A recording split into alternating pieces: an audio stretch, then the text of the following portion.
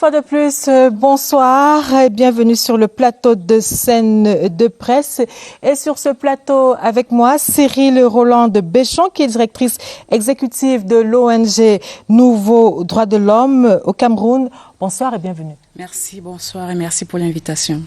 En face de vous, le professeur Mathias Eric Onangini, qui est politologue. Bonsoir professeur et bienvenue sur le plateau. Bonsoir madame et bonsoir aux téléspectateurs. Une question pour vous deux sur ce plateau et sur la table du débat ce soir. Les forces de défense et de sécurité sont donc à l'œuvre. ONG, humanisme ou belligérance?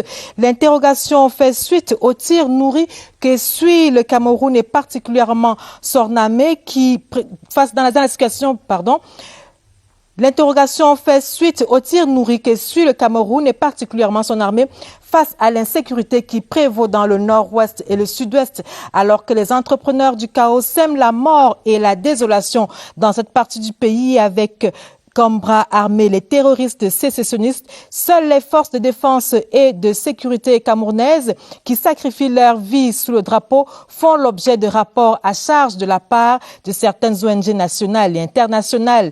Le ministre de l'Administration territoriale s'en est étonné au cours d'un point de presse cette semaine. Ce soir, Scène de Presse prolonge la réflexion quant à ce qui apparaît aux yeux de certains observateurs comme le silence complice des ONG dont la mission est pourtant de promouvoir les droits humains.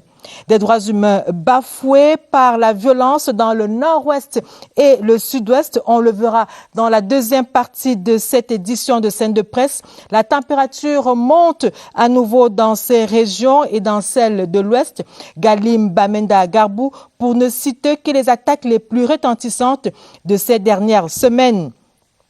Des civils et des éléments des forces de défense et de sécurité ont rallongé la liste des victimes de cette violence terroriste aveugle. Le mercure remonte alors même que les propositions du grand dialogue national prennent corps et que le chef de l'État, à travers le gouvernement, multiplie des actes d'apaisement et de bonne foi. Mais tous ces efforts subissent les épreuves d'un radicalisme qui se traduit par un nouveau coup de chaud dans le nord-ouest et le sud-ouest. Pourquoi? Question en débat ce soir dans un contexte où la Commission nationale de promotion du bilinguisme et du multiculturalisme lance une campagne de sensibilisation et d'appropriation de la loi du 24 décembre 2019 sur les langues officielles. Les langues officielles, mieux le bilinguisme comme engrais de paix. Nous en parlerons dans la troisième partie de cette édition. Mais déjà, parole aux journalistes pour une question. Rapport à charge des ONG contre le Cameroun, pour qui roule la presse camerounaise, et c'est dans Édito.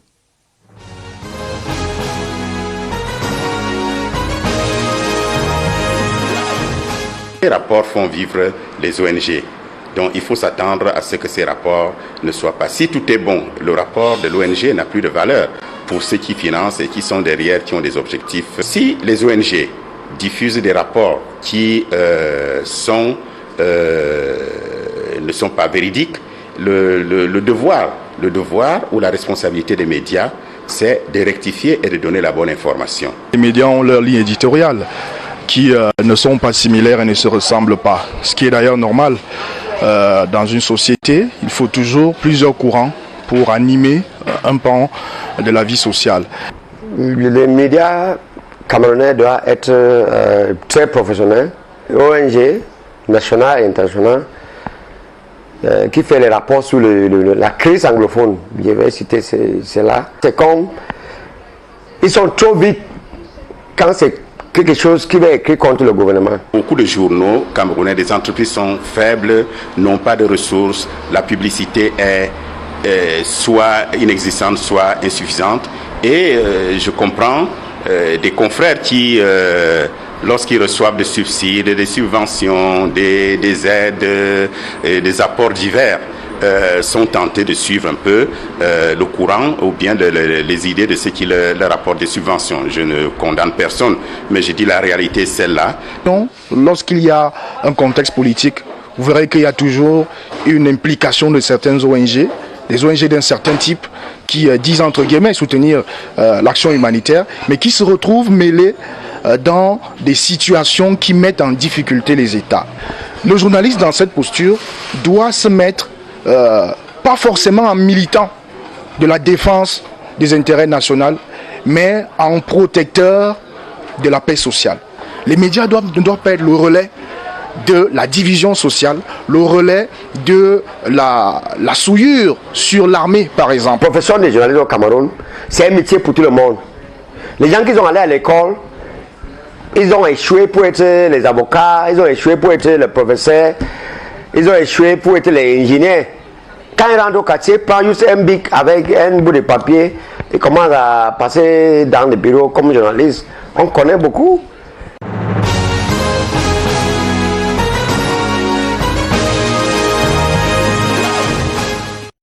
Alors, professeur Mathias Eriko Nangini, je vous ai vu sourire lorsque passait cet élément sur les journalistes. Alors, vous pensez comme Christiane Gag que le journalisme est le seul métier au Cameroun où on peut entrer par effraction sans être inquiété?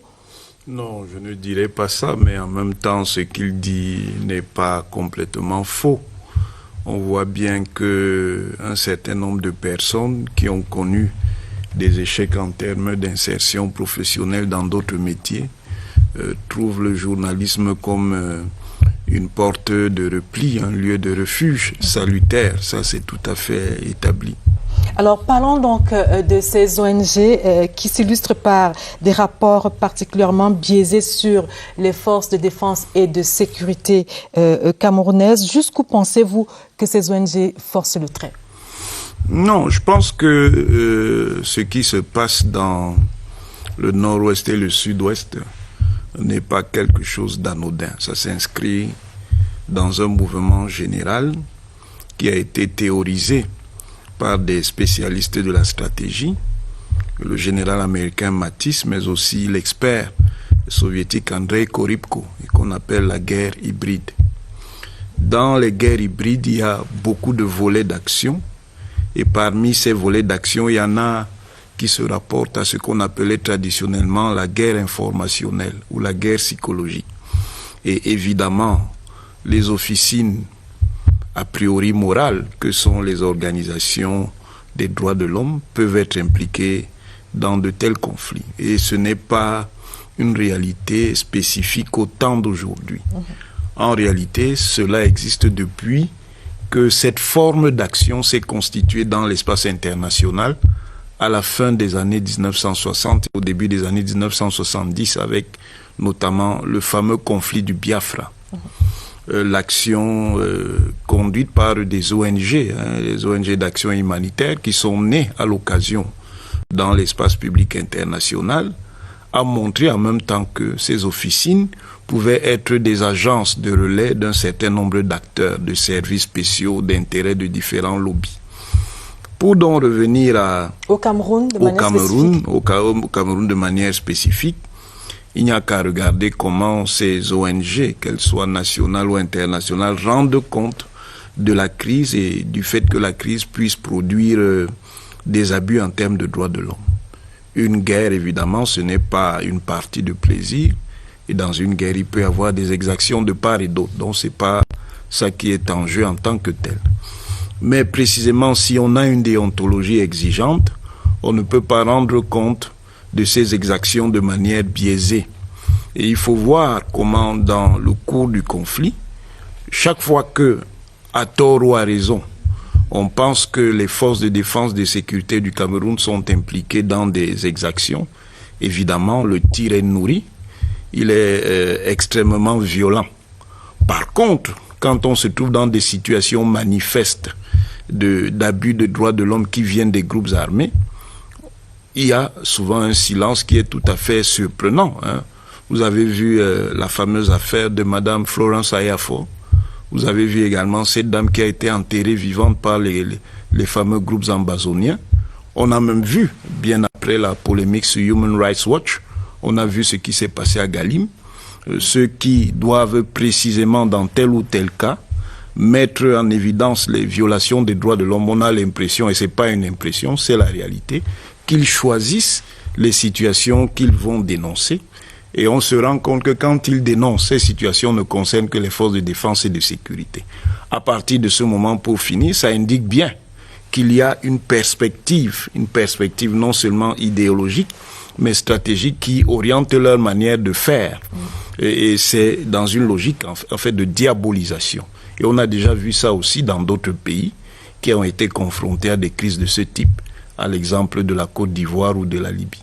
Alors, Cyril Roland de Béchon, vous pensez également que les ONG ou certaines ONG qui font des rapports à charge contre le Cameroun sont engagées dans une logique de diabolisation, comme vient de le dire le professeur Mathias Eriko Onangeni? Non, pas du tout. C'est pas possible. Nous, à Nouveau Droits de l'Homme, nous faisons des rapports. Nous avons d'ailleurs fait un sur la tragédie de Garbour. Il s'agit ici pour les organisations, me semble-t-il, de jouer leur rôle.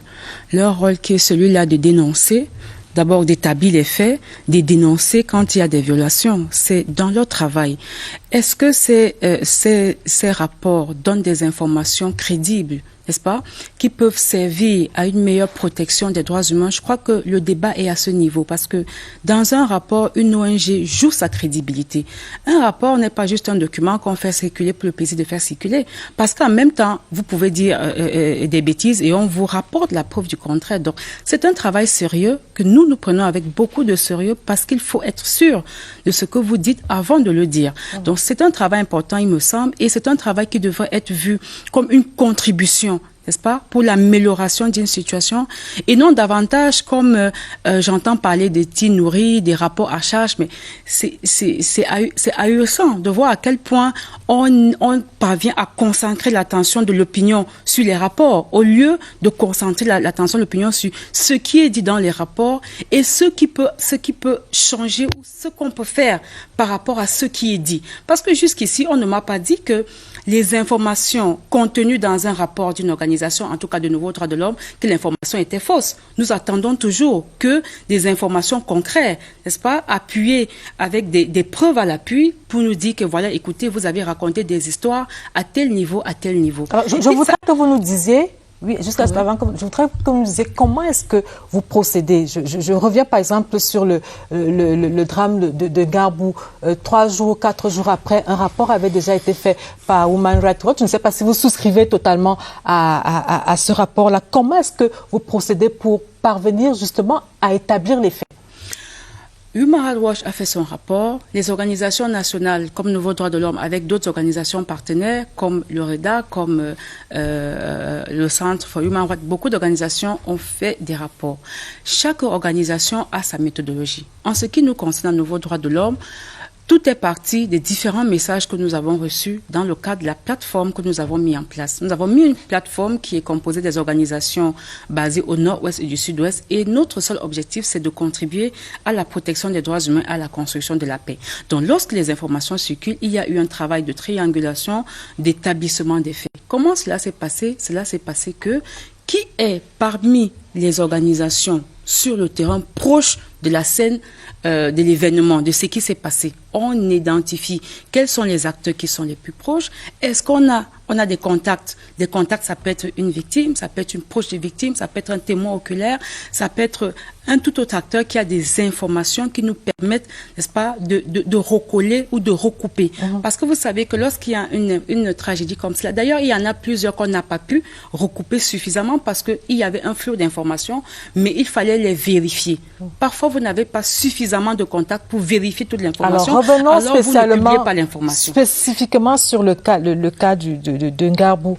Quel est votre positionnement par rapport à ce qui s'est passé là-bas? Notre positionnement, il est clair. On l'a dit dans le rapport que nous avons publié, je crois que c'est le 17 mars, 5 ou 4 jours après le massacre. Nous avons dit qu'il y a eu une opération militaire dans la nuit du 14 février à Garbour. Cette opération militaire a eu pour conséquence des personnes qui ont été tuées par balle, des maisons qui ont été incendiées et dans lesquelles il se trouvait des personnes. Et ces personnes-là, il est établi qu'il s'agissait des personnes civiles, y compris des femmes et des enfants. Nous avons on a dénombré environ une trentaine de corps, mais 22 personnes ont été nommément identifiées dans ce rapport qui a été rendu public.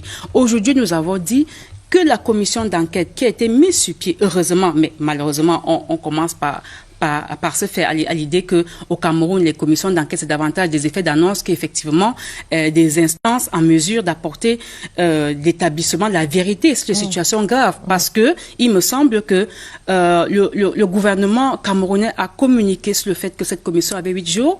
Nous sommes quand même là plus d'un mois après la tragédie. C'est extrêmement dommage de voir que jusqu'ici, on n'est même pas des conclusions préliminaires, ne serait-ce que les premiers éléments issus de cette commission. Et ça nous conforte dans le fait qu'il y a quand même un sentiment d'impunité généralisée qui s'installe au Cameroun qui, pour nous, c'est absolument inacceptable, n'est-ce pas, de voir que... Entendu.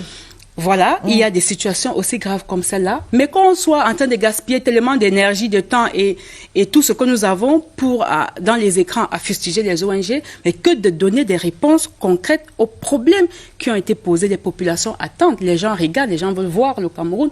Qu'est-ce qui s'est effectivement passé ce 14 février? Alors justement, professeur Onangui, sur cette question, sur ce sujet concernant le drame de Garbou, les chiffres donnés par certaines ONG nationales et internationales ont été contredits par l'armée camerounaise.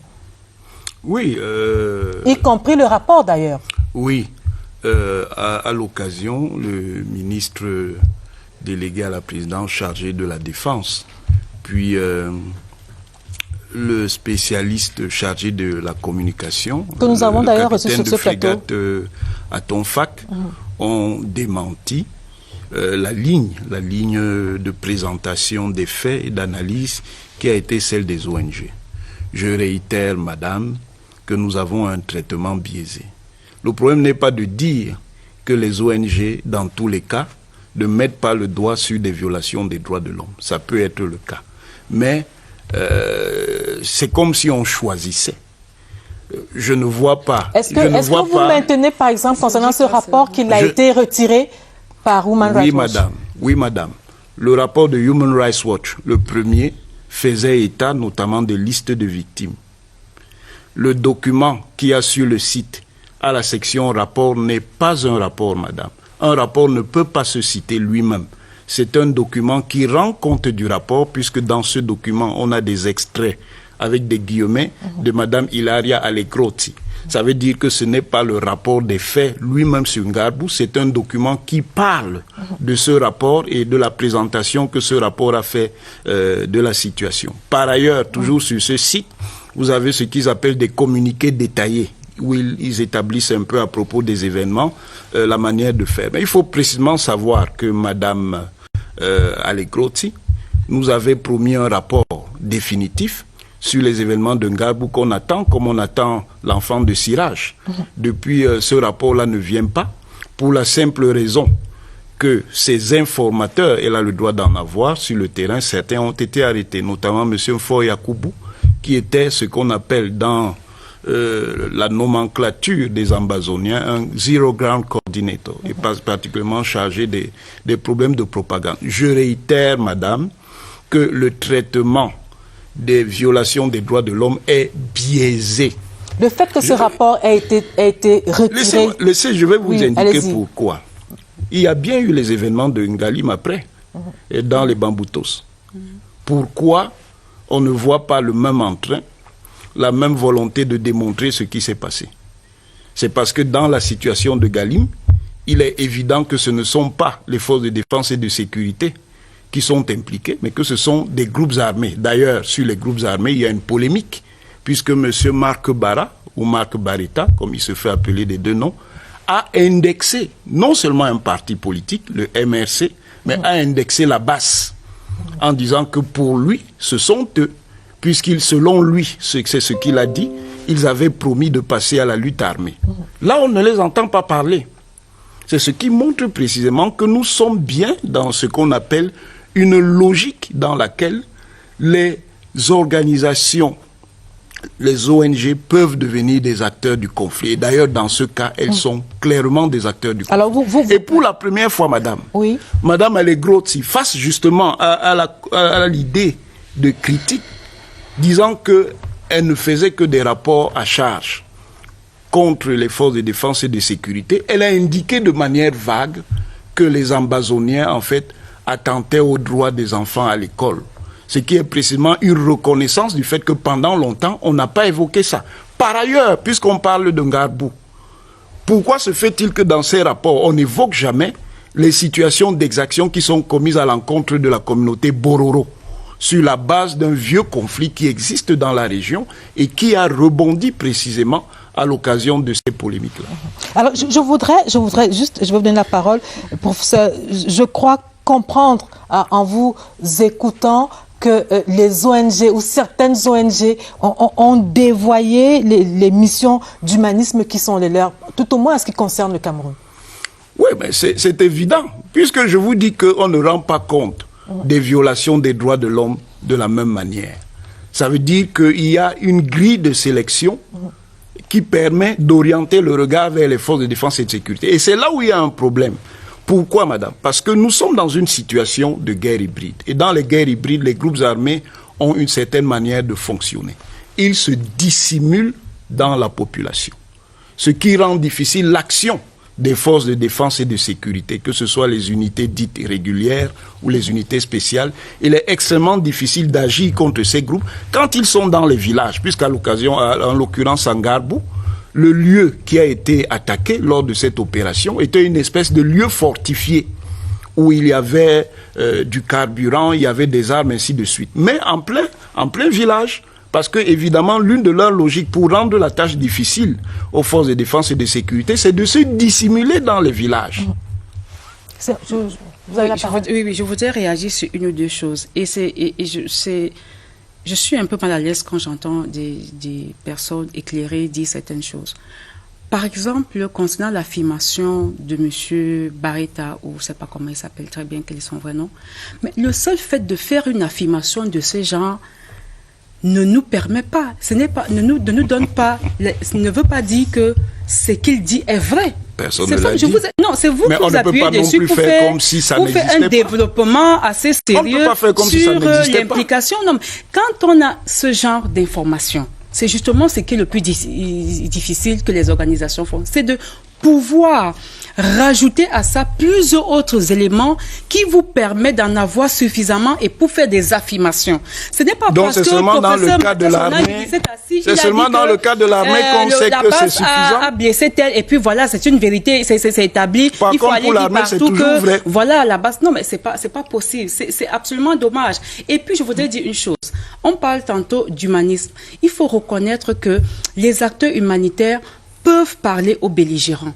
Parce que même dans une guerre, même dans un conflit international, on sait qu'en dehors des organisations, les humanitaires sont aussi les centres de santé, sont les médecins, c'est tous les acteurs qui peuvent recevoir les belligérants de part et d'autre. Donc le fait de parler avec un belligérant ne fait pas de vous un soutien d'un belligérant. Je suis désolée. Écoutez, moi, parfois je suis taguée, parfois vous recevez tellement d'informations, vous dites, mais attendez, vous voyez, dans tout ça, il faut aller chercher, voir qu'est-ce qu'est l'information que je peux utiliser? Je répète encore une chose. Le fait de parler avec un belligérant ne fait pas de vous un belligérant. Un médecin reçoit les groupes armés séparatistes, il reçoit la force régulière, il reçoit les populations civiles, il reçoit tout le monde. Maintenant, il sait que dans le cadre de son travail, il y a un certain nombre de normes qu'il doit respecter et c'est ce qui est fait. Je vous rappelle et je redis encore une fois de plus, les organisations me disent qu'ils sont acteurs au conflit. Peut-être acteurs au conflit en tant qu'humanitaire, je suis d'accord, parce que une crise, ça met en action beaucoup d'acteurs, y compris les acteurs humanitaires, parce qu'il faut relever que l'humanitaire, c'est pas seulement les organisations qui font des rapports. Les organisations sont multiples, elles sont diverses, elles ont des objectifs aussi différents que variés, parce qu'on en a de différentes catégories. Donc, venir aujourd'hui, mettre dans un seul sac tous les acteurs et dire que les rapports des organisations sont biaisés, mais quand même, ça met mal à l'aise, parce que même dans la sortie du ministre, vous avez parlé là tout à l'heure, moi, j'ai été assez surprise de voir que tout le monde était mis dans le même sac, y compris le système des Nations Unies au Cameroun. Mais écoutez, je suis surprise que là, on ne parle que de Human Rights Watch, mais il s'agit pas seulement de Human Rights Watch. Plusieurs autres acteurs ont fait des rapports qui vont exactement dans le même sens. Pourquoi cette focalisation, cette façon de s'agripper à un acteur précis qu'on affiche, qu'on stigmatise, alors moi, on ne stigmatise personne. Avant Human Rights Watch, il y a eu International Crisis qui a fait exactement le même type de rapport sur le Cameroun. Moi, la question que je voudrais International Crisis Group, voilà, International Crisis Group qui a fait exactement le même rapport sur le Cameroun, et je crois qu'avant cela, il y avait Amnesty International qui était également lancé dans la même ligne. Alors moi, la question que je voudrais vous poser, c'est celle de savoir si, comme le pensent certains observateurs camerounais, c'est celle de savoir si ces ONG peuvent être considérées aujourd'hui comme des bras armés ou des bras armés des officines de déstabilisation de notre pays. Ce serait une erreur fatale. Une erreur tellement grave que on se demande quelles seraient les retombées d'une telle classification. C'est aberrant, c'est inacceptable. Je ne vois pas en quoi les organisations, quel est même l'intérêt recherché d'ailleurs. C'est-à-dire, en fait, je me pose la question, moi, à Nouveau Droit de l'Homme, je me dis, avant, moi, j'allais à Limbe en tant que Camerounaise, je suis au Cameroun, je vais me balader, et ainsi de suite. Quand je ne peux plus m'y rendre, est-ce que je suis contente de vivre ainsi? Mais je ne pense pas. Donc, dit que écoutez, les rapports, il faut qu'on admette au Cameroun la critique. Il faut qu'on admette que pour construire, n'est-ce pas, il peut y avoir des sons dissonants, il peut y avoir des pensées divergentes. Il faut qu'on accepte l'opinion des uns et des autres. Alors, les retombées dont vous parlez, ces retombées peuvent être des retombées simplement financières. On fait des rapports à charge pour pouvoir, par la suite, avoir de quoi fonctionner. Mais pendant combien de temps fonctionner ou dans un pays en feu, je ne pense pas que vous allez fonctionner, sauf si c'est pour avoir l'argent et partir. Et je ne suis pas sûr que ce soit l'ambition des leaders de la société civile qui s'impliquent au Cameroun et qui travaillent pour la paix au Cameroun. Il s'agit effectivement, moi je pense que il faut voir les choses du bon côté. Et c'est ce qui nous manque le plus. Je pense qu'on passe le temps à chercher la bête noire qu'on oublie, n'est-ce pas, qu'on se perd et on perd le chemin que l'on devrait prendre. Le chemin que l'on devrait prendre, c'est de voir effectivement les ONG ont dénoncé et après avoir dénoncé, elles ont reconnu qu'il peut y avoir des choses qui nous ont échappé. Est-ce que l'État du Cameroun peut mettre en place une commission d'enquête? Parce que nous avons demandé la commission d'enquête impartiale. C'est déjà ça que de reconnaître, Madame Béchon. C'est déjà ça que je voudrais qu'on avance dans le débat. Professeur Onanguini, vous êtes fidèle à vous-même, vous maintenez, et vous l'avez encore dit aujourd'hui sur un plateau concurrent ce dimanche, vous maintenez que certaines ONG sont en mission Cameroun. Je le maintiens, madame. Pourquoi? Les ONG ne sont pas simplement des officines morales. Ces ONG sont des agences qui sont utilisées par des lobbies. Parlons de Human Rights Watch, parlons d'International Crisis Group. Ils relèvent de la même matrice, qui est l'Open Society Institute, qui a été créé par George Soros pour faire des changements dans tel ou tel pays, et qui a constitué l'idéologie de l'industrie des révolutions oranges. Il faut provoquer des transitions dans les pays qui ne semblent pas avoir l'orientation idéologique qu'on souhaite. Ne soyons pas naïfs. Ensuite, je redis, madame, que si c'est pour les procédures et l'analyse des situations, ça ne peut pas concerner que les forces de défense et de sécurité. Et à plusieurs reprises, nous avons vu des violences, des embasamements. Pourquoi ça, ce n'est pas aussi documenté? Pourquoi de manière précise, ces mêmes ONG ne peuvent pas nous dire dans telle ou telle situation, voici ce qui s'est passé. C'est là où il y a le biais et c'est là où ces ONG deviennent des instruments dans la dynamique du conflit. Parce que justement, dans une logique de déontologie qui serait correcte, puisque elles aiment critiquer, qu'elles acceptent aussi la critique. Dans une logique de déontologie correcte, autant elles pourraient rendre compte des exactions que peuvent commettre les forces de défense et de sécurité. J'ai dit dès le départ que nous sommes dans une guerre. Et dans une guerre, il y a toujours des exactions. Autant il faut aussi documenter ce que les groupes armés font. Si on ne le fait que d'un côté, ça montre qu'il y a une orientation qui vise à obtenir des effets. Et ces rapports sont destinés à qui? Sont destinés à un certain nombre de décideurs de la communauté internationale, parce que la logique claire de tout ça, c'est de susciter une intervention internationale au Cameroun, mettant le Cameroun sous un régime de protectorat de fait, dont le privant de sa souveraineté. Certains pensent que ce sera là le raccourci qui va leur permettre d'arriver au pouvoir. C'est de cela qu'il s'agit. Alors, Cyril Roland, je voudrais juste vous poser une question. Oui, vous allez vous exprimer. Je voudrais, en vous introduisant, que vous nous disiez pourquoi ce silence, comment comprendre ce silence des ONG face à certaines attaques des terroristes. Comme le professeur le disait tantôt, il n'y a pas eu de déclaration, il n'y a pas eu de rapport sur les attaques de Galim qui ont quand même fait 8 morts, dont 4 éléments de force de défense et 4 civils.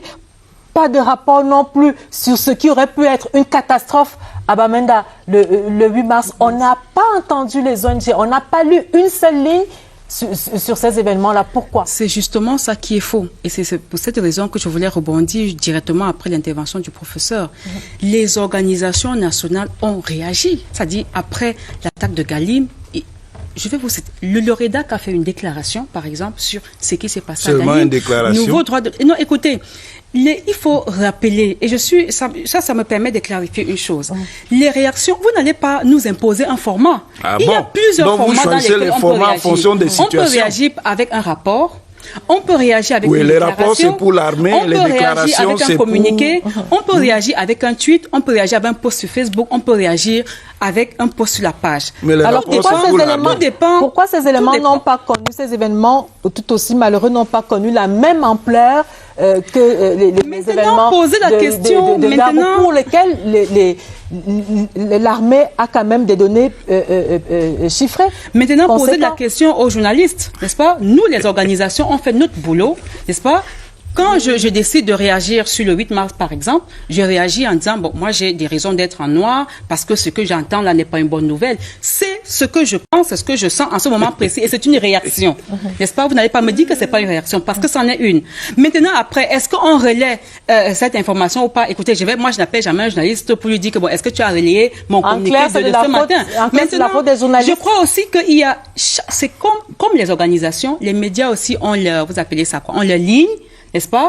On leur choix, on leur moment, n'est-ce pas? Est-ce que vous avez fait une démarche? Vous informez les journalistes que le 8 mars, je ne défile pas parce que beaucoup m'ont appelé. Je dis le 8 mars, moi je suis en noir, je manifeste autrement et puis personne n'a mis son pied au bureau. Hein. Tout c'était au boulevard du 20 mai dans mon bureau parce que moi j'étais à NDH, j'étais dans mon bureau, j'étais en noir. Nous on a fait un petit truc, on était là avec des selfies, avec des messages non à la guerre, aux nozo et tout, mais personne n'était pas là. Ils étaient tous au boulevard, dans les boulevards, dans les défilés, dans les fêtes pour voir qui a soulevé le cabas, qui n'a pas fait ça, ainsi de suite. Donc maintenant, n'allez pas, moi je pense que, et ça aussi, on accepte ça, c'est normal, n'est-ce pas? On ne peut pas obliger un journaliste, comme on ne peut pas obliger une organisation, n'est-ce pas? Ou l'imposer le canal par lequel il communique. Parfois même vous appelez, j'ai un point de presse, il vient, il vous couvre, mais après il ne publie pas, par exemple, n'est-ce pas?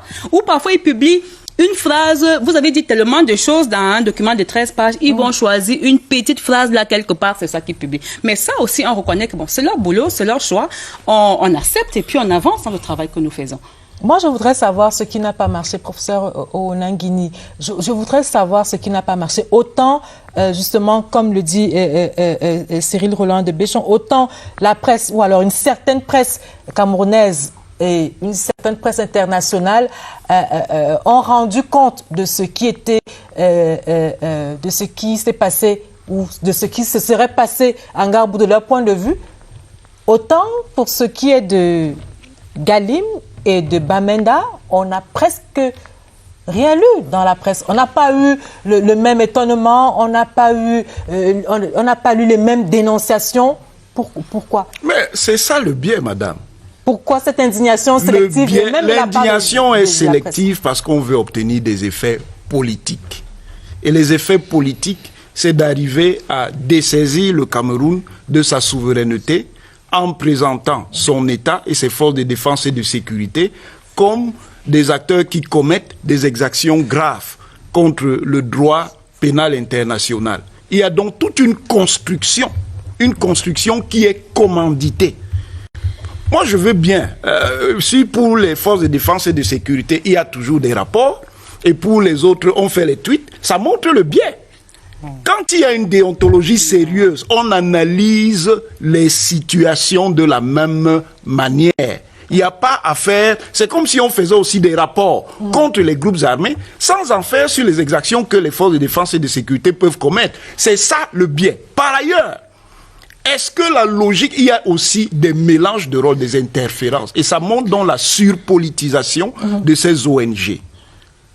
Alors, on voit donc la connivence avec des partis politiques, que d'aucuns appelaient des petits partis politiques, qui menaient une campagne contre le 8 mars en portant le noir. Voilà donc des ONG qui rentrent dans le mouvement. Après, comment vont-elles se distinguer pour dire qu'elles ne sont pas aussi en situation claire de politisation? Alors, je voudrais juste lire un extrait du texte commis par Grégoire Jamaïa de Cameroun Tribune cette semaine, parlant justement du silence de certaines ONG. Vous interpelliez la presse il y a quelques instants. La presse également vous interpelle. Voici ce que dit la presse à travers ce confrère Grégoire Jamaïa. Hier, elles, c'est-à-dire les ONG, étaient particulièrement promptes à donner des bilans plus lourds à Ngarbou et à Babanki. Aujourd'hui, elles sont étonnamment terrées dans un silence qui trahit leur lien sympathique avec les sécessionnistes et leur agenda caché sur le Cameroun. Ça, c'est un confrère qui s'étonne également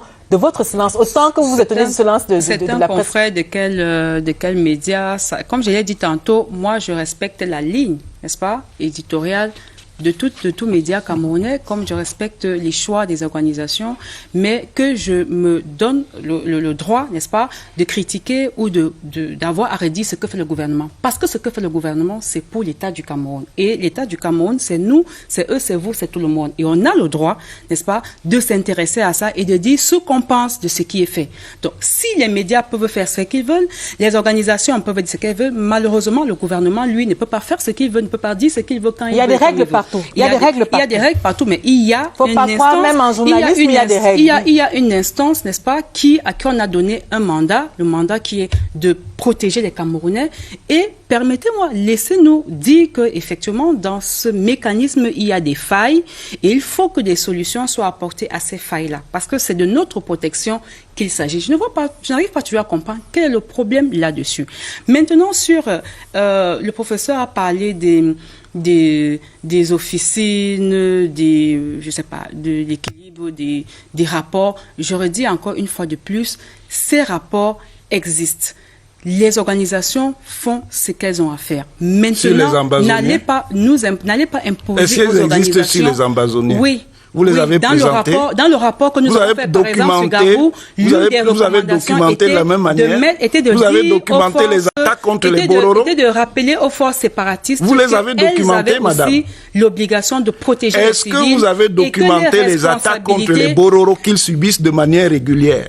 Oui. Vous les avez documentés. Qu'est-ce que vous cherchez? Et vous les avez publiés. Est-ce que c'est ça qui est le problème? Mais c'est un problème, madame. Vous ne pouvez pas dire que c'est pas un problème. Non, c'est pas un problème parmi tant d'autres. Une fixation. C'est un problème qui est essentiel, madame. Les ONG doivent rendre compte des exactions qui sont commises dans la guerre. Elles n'ont pas à choisir. C'est tout aussi essentiel. Qui a dit le contraire? Mais vous cachez ce que les groupes armés font. Non, pas du tout. Et vous fixez seulement sur les forces de défense et de sécurité. C'est ce que je dis.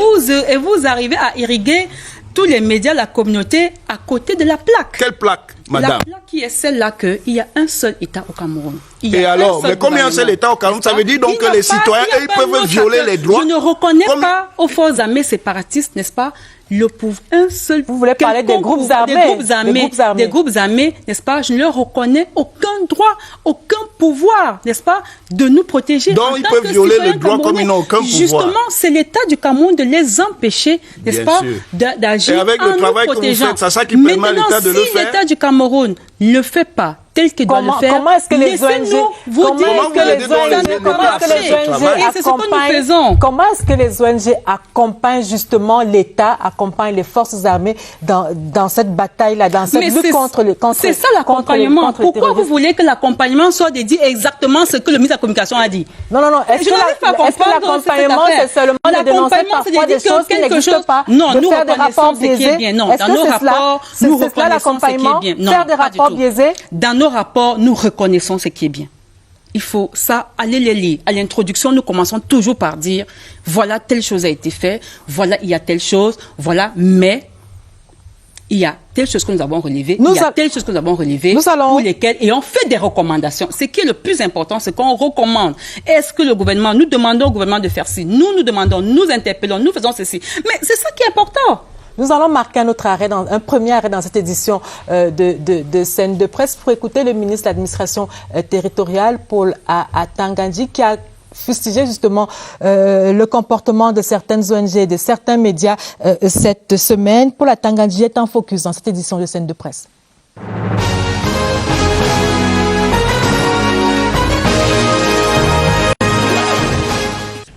Le ministre de l'Administration territoriale est en mesure d'affirmer que ces ONG aux ordres ont reçu plus de 5 milliards de francs CFA des réseaux occultes à l'intérieur et à l'extérieur du Cameroun pour déstabiliser les institutions républicaines.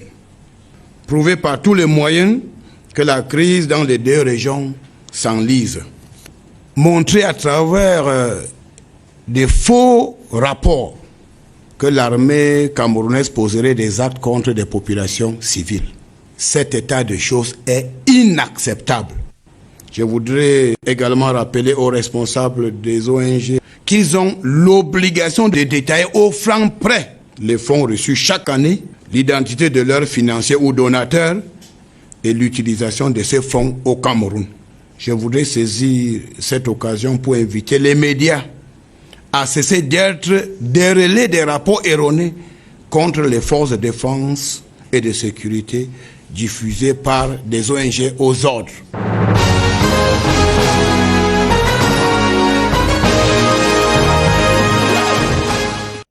Retour sur le plateau de Scène de presse. Alors, vous l'avez entendu il y a quelques instants, le ministre Paul Atanga-Ndji qui parle de ces réseaux occultes à l'intérieur et à l'extérieur du Cameroun qui financent les ONG ou certaines ONG pour déstabiliser le Cameroun et produire des rapports à charge contre notre pays et particulièrement contre les ONG. Alors, Madame Cyril Roland-Béchon, moi, je voudrais juste savoir tout à fait entre nous, d'où viennent les financements des ONG? Est-ce que ces financements sont tributaires ou conditionnés par les rapports que vous faites? Des rapports commandés, je veux dire. Non, pas du tout. Les financements des organisations de société civile sont des financements de coopération. Et ça peut être la coopération bilatérale ou la coopération multilatérale. C'est-à-dire qu'en l'état des choses, Nouveau Droit de l'Homme, par exemple, bénéficie d'un appui de l'Union européenne. C'est un appel qui est un appel à proposition mondiale, n'est-ce pas? Parfois, il y a des appels spécifiques au Cameroun. L'instrument européen pour la démocratie et les droits de l'homme, c'est disponible sur Internet. Et l'État du Cameroun est bien conscient parce qu'il accepte les termes de ce financement à travers le Fonds européen de développement. Je crois qu'on est au 11e FED actuellement. Souvent, on voit dans vos médias quand le MINPAT, je pense bien, signe, n'est-ce pas, ces FED-là, ces accords avec l'Union européenne. Et c'est dans le cadre de ces accords-là qu'il y a des pourcentages bien précis qui sont définis.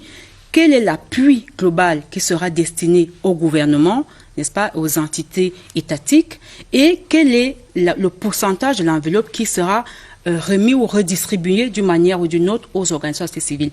Je n'ai jamais reçu, jamais. D'ailleurs que les rapports que nous faisons dans ce projet, est-ce qu'il y a même des rapports à faire? Il y a des rapports d'étapes à faire, mais les rapports sur la situation, lorsque nous allons dénoncer une violation, je n'ai jamais reçu un coup de fil, n'est-ce pas, me demandant de dire quelque chose dans mon rapport. Alors jamais. Quelles sont les conditions que vous devez réunir pour obtenir ces financements? Les conditions qu'on doit réunir, c'est d'être légalement établi au Cameroun.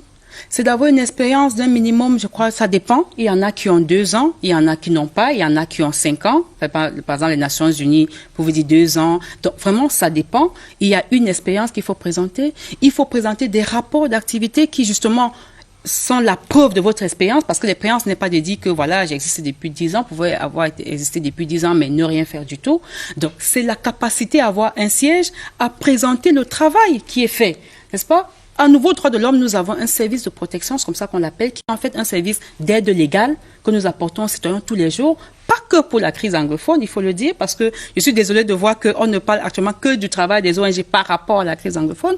Nous recevons tous les jours les femmes, les hommes qui viennent se plaindre, qui d'une arrestation arbitraire, qui d'une détention abusive, qui d'une femme battue, qui d'un enfant déshérité. On reçoit tous les jours les cas, les registres sont là, ils sont disponibles. Nous travaillons aussi pour la participation des populations au processus électoral. Nous avons fait une déclaration, nous avons observé le processus électoral de 2020, comme on l'a fait en 2018, en 2013, en 2011, en 2007, je pense, ou 2004. Donc, on a un CV qui est vaste. Allez taper sur l'Internet. C'est entendu, Madame Béchon. C'est de ça qu'on a besoin. On a besoin des organisations qui sont en mesure, n'est-ce pas, d'impacter sur le terrain. Et c'est ce que nous essayons de faire. Maintenant, quand on dit que, bon, écoutez, dans ce travail que nous faisons, nous apportons, lorsque l'État du Cameroun, lorsqu'on révisait la loi sur la Commission nationale, on a été sollicité pour participer à ce travail, n'est-ce pas?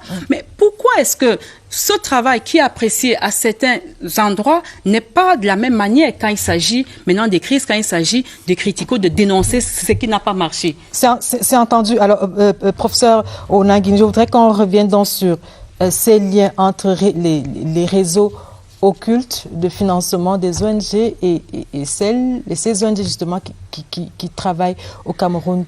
Quel est le lien? Est-ce que, contrairement à ce que dit Madame Cyril Roland de Béchon, est-ce que les rapports de ces ONG sont conditionnés? Est-ce que ce sont des rapports commandés et qui donnent lieu à un certain type de rémunération, on va le dire comme ça, après publication? Un certain nombre de ces rapports sont clairement commandités, parce que je vous ai dit qu'il faut obtenir des effets précis au niveau de la communauté internationale. Mais disons, moi je pense que ce qui est important, je vois la grande nervosité des ONG, parce que le ministre de l'administration territoriale leur a demandé de rendre compte, et ça m'amuse. Parce que précisément, les ONG, dans la logique de la société civile, devraient même plutôt être contents. Elles devraient être plutôt contentes de ce que le ministre demande, puisque ça va leur permettre de démontrer qu'elles-mêmes sont exemplaires en matière d'accountability. On ne peut pas demander aux autres l'accountability et ne pas le faire soi-même. Elles-mêmes doivent être exigeantes en la matière. Donc, ça ne devrait même pas susciter de polémique, du moins ce volet-là. Elles devraient effectivement présenter le rapport et faire état de tous les financements. Et par ailleurs, à l'observation, ce sont aussi des officines patrimoniales. On voit bien comment ces ONG fonctionnent. On voit comment elles fonctionnent. On voit bien les profits que les gens y font.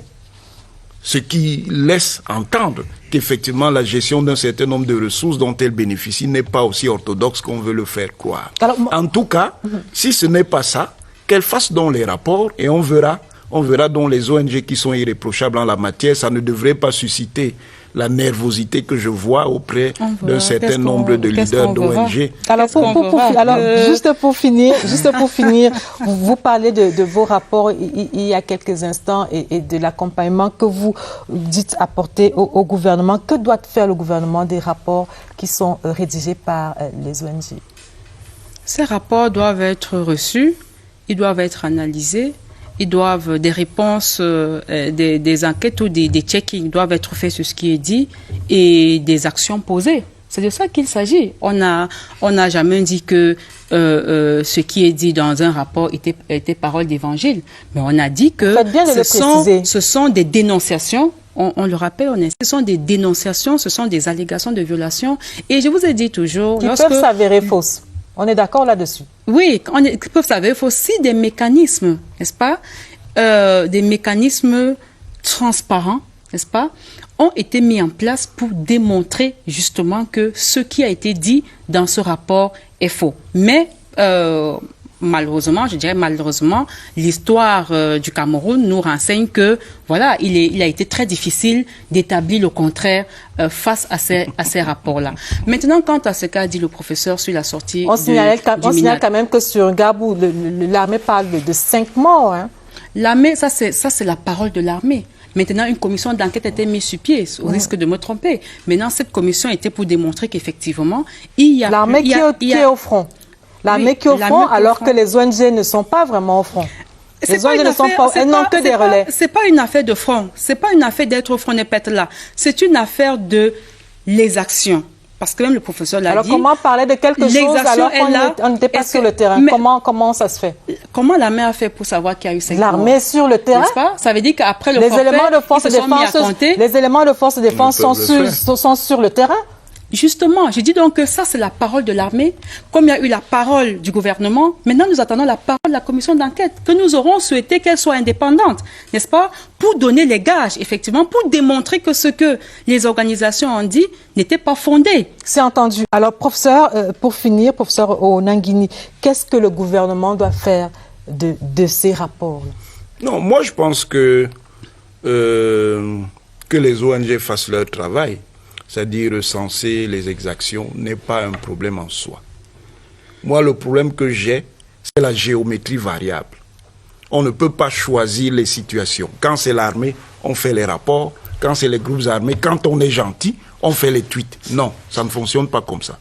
Ça établit donc clairement qu'il y a un biais et quels sont donc les outils d'une opération de déstabilisation du Cameroun. Si elles sont exigeantes dans leur déontologie, elles doivent identifier toutes les exactions, quelles qu'elles soient, donc, et en rendre compte. De votre point de vue, elles ne sont pas neutres. Non, elles ne sont pas neutres du tout, mais de loin. Plus de rapports. Elles sont surpolitisées. Les rapports, le problème. Elles sont clairement surpolitisées. Quand vous voyez déjà, au lieu de faire donc le travail là, eux, ils vont faire les marches en noir parce qu'ils veulent contester la perspective gouvernante du 8 mars. Ça veut dire qu'en fait, ce sont des acteurs politiques déguisés. Ce ne sont pas des ONG. Être en noir, c'est un problème. Mais le problème, c'est que ça participe d'une campagne qui est une campagne politique, madame. Une campagne organisée par des groupes politiques. Et la vocation des ONG, ce n'est pas d'être des partis politiques clandestins. La vocation d'une ONG de protection des droits de l'homme, ce n'est pas d'être un parti politique clandestin. Si vous voulez faire de la politique, vous allez créer des partis politiques et vous en faites. S'il s'agit de l'opinion, si vous faites de la protection des droits de l'homme, respectez donc la déontologie qui consiste à identifier les exactions et ne choisissez pas les exactions qui vous arrangent. C'est ça mon problème que moi j'ai avec ces ONG et qui montrent qu'elles sont clairement des acteurs du conflit et qu'elles sont financées pour entretenir ce conflit-là et qu'elles le font en ce moment. Précisément parce que les forces de défense et de sécurité du Cameroun sont en train de prendre la mesure du conflit. Malgré le fait que les groupes armés se dissimulent dans les populations, on veut donc casser ça pour que le Cameroun soit exposé à une intervention internationale. Madame, messieurs, nous allons marquer notre arrêt dans cette édition de Scène de Presse pour parcourir les journaux de la semaine. C'est la revue de presse et elle est signée de Régine Gladys Lebouda.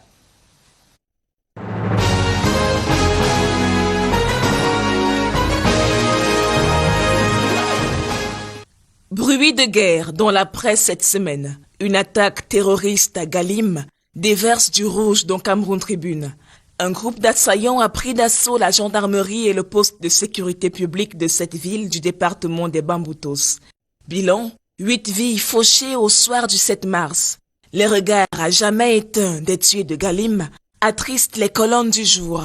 Les éclats de sang se répètent le lendemain à Bamenda. En pleine célébration du 8 mars, une mine artisanale explose à une centaine de mètres de la tribune officielle, selon Mutation.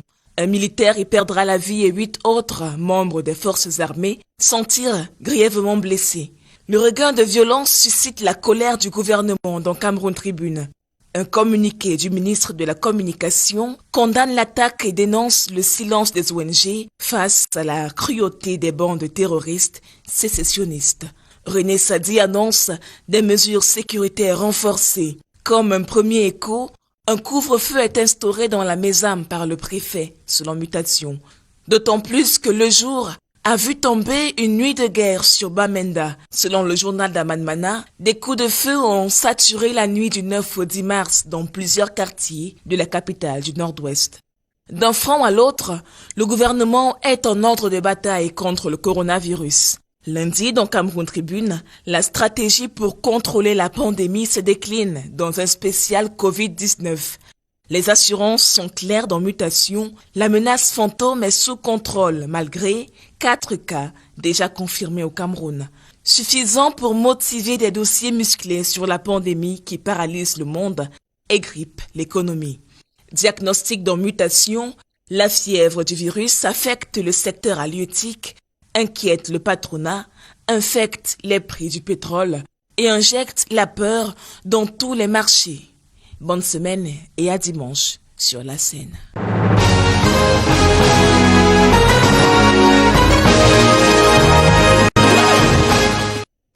Merci Régine Gladys Le Bouddha pour cette revue de presse qui annonce ce deuxième sujet. Professeur Elvis Ngolé, qui est communicant du comité central du RDPC, et Franklin Sonnet Bayen, qui est journaliste freelance, nous m'ont donc rejoint sur ce plateau de scène de presse. Bonsoir professeur et bienvenue.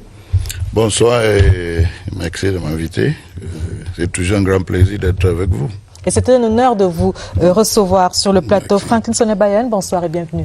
C'est un grand plaisir d'être ici encore et surtout de retrouver mon oncle du département de Coupé-Maningoba. Nous sommes du même département. Voilà qui est dit. Alors, professeur Elvis Ngolé, qu'est-ce qui, selon vous, explique cette remontée de la température dans les régions du nord-ouest et du sud-ouest? Bon, vous savez, depuis le début de cette crise, c'était en 2016, c'est clair qu'il y a au moins 3 courants dans la communauté, disons anglophone, c'est-à-dire dans le nord-ouest et le sud-ouest. On peut même dire 4 courants. Le premier courant, c'est le courant des unitaristes, ceux qui pensent qu'il y a problème, on peut résoudre ce problème dans le cadre unitaire. Deuxième courant, c'est le courant fédéraliste, ceux qui pensent que oui, il y a problème, mais on peut résoudre le problème dans le cadre fédéraliste. Le troisième courant, c'est ce courant qui pense que oui, il y a problème, mais la solution, c'est la sécession. Et je peux dire même que le quatrième courant, c'est le courant qui dit que qui n'a aucune opinion, c'est-à-dire qui dit bon. Advienne que pourra. Oui. Ce qui se passe, c'est que depuis le début de cette crise, l'État a fait beaucoup de choses, c'est-à-dire a pris beaucoup de mesures pour trouver une solution. Et à travers non seulement les discours, l'engagement du chef de l'État et le gouvernement, on a beaucoup fait jusqu'à ce que s'est tenu le grand dialogue national. Et ce grand dialogue national était en octobre dernier. Et ce grand dialogue national était un moment tournant, c'est-à-dire que ça a permis à ce que même ceux qui étaient des unitaristes, ou ceux qui étaient des fédéralistes, ou ceux qui étaient des sécessionnistes, ou ceux qui n'avaient aucune opinion, avaient compris qu'il y a quelque chose qui a bougé et on peut finalement arriver à une solution quelque part. Et surtout, compte tenu du fait que parmi les grandes recommandations du Grand Dialogue National, on avait donné un statut spécial à ces deux régions, c'est-à-dire à la région du Nord-Ouest et la région du Sud-Ouest. Le Code général sur les collectivités territoriales décentralisées. Il y a le Code général sur la décentralisation. Donc, vous savez, pour les populations de ces deux régions, il y avait l'espoir. Le Grand Dialogue National avait donné l'espoir. Mais je crois que vous avez bien posé la question, qu'est-ce qui explique ces remontées? Je crois que ce qui explique ces remontées, c'est que il y a cette fraction de sécessionnistes et certains fédéralistes qui ont constaté que les mesures qui ont été prises et le Grand Dialogue National avait réussi et on a commencé à voir les bons fruits, c'est-à-dire il y a de l'espoir. Et ils n'ont pas voulu accepter que finalement l'État a gagné, ou la politique d'apaisement, d'ouverture, de réconciliation prônée par l'État donne de bons fruits. Donc, ils ont voulu donc casser. C'est pour cela que on voit cette remontée. C'est une façon de manifester leur échec. C'est une façon de manifester leur échec, mais en même temps de faire une sorte de chantage. Ou de survivre. Pour survivre, bien sûr. Mais là, ils n'ont pas compris que l'atmosphère avant le grand dialogue national et l'atmosphère après le grand dialogue national, et surtout après l'adoption de ce nouveau code sur la décentralisation, les deux atmosphères sont différentes. Maintenant, ils sont tellement ceux qui continuent avec cette violence extrémiste, n'ont pas compris que pour le moment, et depuis la tenue de grand dialogue national,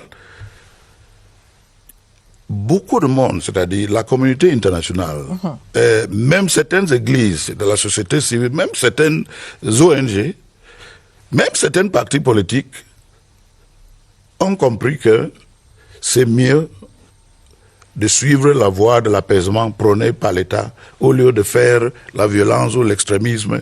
Donc, encore, c'est eux de comprendre que leur voie, c'est la voie de l'échec. Et la main tendue du chef de l'État ou de l'État camerounais est toujours là. C'est à eux de la saisir. Alors, Franklin Sonnet-Bayen, est-ce votre avis? Vous semblez plutôt croire qu'il n'y a pas vraiment eu d'accalmie, c'est plutôt un changement de stratégie, c'est cela?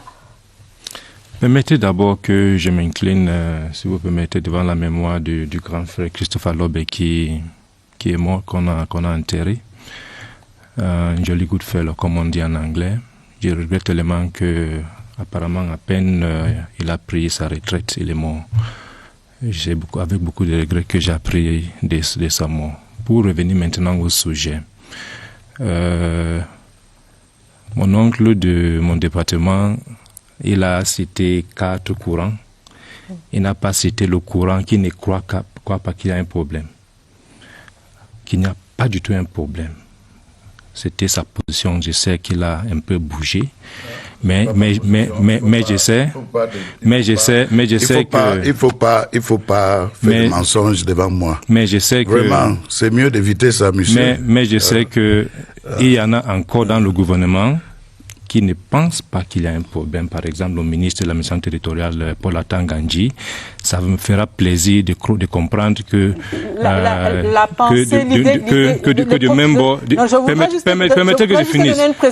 Permettez que je finisse. La position du ministre Atangandji, c'était celle-ci. Il n'y a pas de problème anglophone au Cameroun. Ça n'a rien à voir avec la situation actuelle. Bien sûr. Non, j'ai parlé en termes de 4 courants qu'il a cités. Je me dis, il fallait qu'il ajoute un 5e courant. Et le courant là ne croit pas qu'il y a un problème anglophone, par exemple le ministre Atangandji. Et ça me fait plaisir que lui n'a pas la position là aujourd'hui comme M. Atangandji. Ils sont du même bord politique. Ça me fait plaisir. Je voulais juste le souligner. Pour expliquer pourquoi il y a remonté. Moi, je ne pense même pas qu'il y avait trêve. Moi, je pense que c'était juste un changement de stratégie. Ils étaient partis où? Les armes sont toujours là, les combattants sont toujours là, le problème demeure. Et il y avait quoi?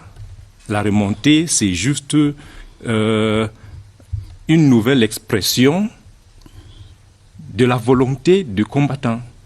Ils changent maintenant de stratégie. C'est pour ce que je comprends. Peut-être un politologue, je peux répondre très facilement. Un politologue, quand il y a un conflit, soit un conflit à caractère politique ou social, comment on peut savoir s'il y a trêve ou il y a une remontée? Il y a des indices, il y a des signes.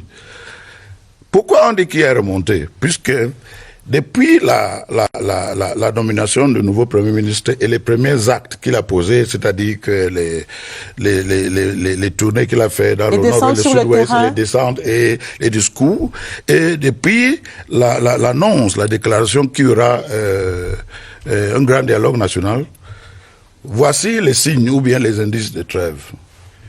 C'est-à-dire le nombre de tueries, c'est-à-dire ça avait baissé en termes de fréquence, de régularité. La fréquence avait baissé et le nombre de localités où il y avait ces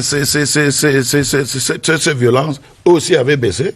Il y avait certaines écoles qui étaient ouvertes, donc il y avait des indices qu'on montrait. Vous pouvez mesurer ça.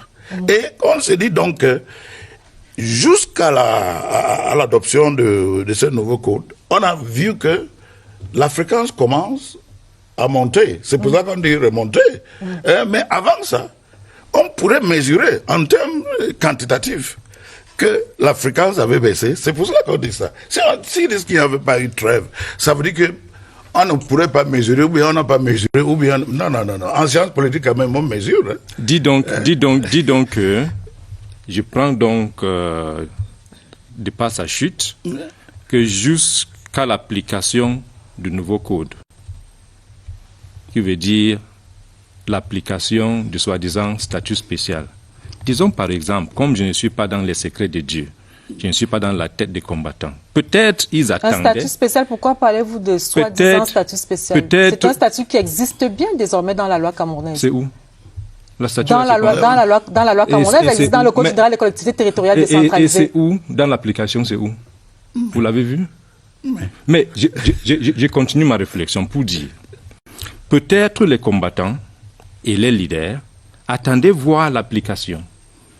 Et ils ne trouvent pas des convénients dans ce qu'on est en train de faire. Ça tombe bien. C'est le ministre qui dit qu'ils attendaient l'application du code.